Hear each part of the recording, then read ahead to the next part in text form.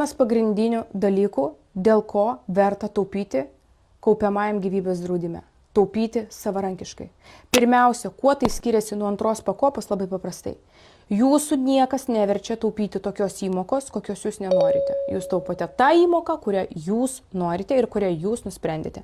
Antras dalykas. Antroje pakopoje jūs negalite būti drausti, o kaupiamajam gyvybės draudime galite būti drausti nuo galvos iki kojų visas 24 valandas per parą, bet kurioje šalyje ir apriepiant visus draudimus. Ir trečias dalykas.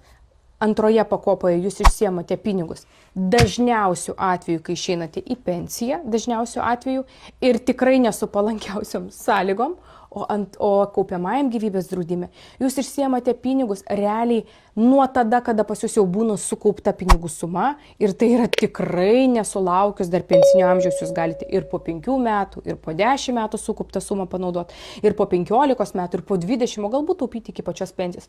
Įsidėti pinigų papildomai, ko negalite padaryti antroj pakopoj. Ir nutraukti sutartį jūs galite absoliučiai bet kada. Bet aišku, rekomenduojama taupyti ilgalaikiai perspektyvai. Tai dar čia ne visi niuansai, čia tik pačius pagrindinius, o kiek dar niuansų gerų pliusų turi kaupiamasis gyvybės draudimas, ko nesulyginsi su antra pakopa, patikėkit manim. Todėl aš jums rekomenduoju, jeigu jau turėti antrą pakopą, tai turėti tikrai geroj bendroviai, tai yra bent jau Go Index bendroviai, į kurią galite netgi dabar pereiti, nors ir esate susistabdę antrą pakopą. Pereiti iš tos bendrovės į Go Index ir palikti ten bent jau pinigus dirbti.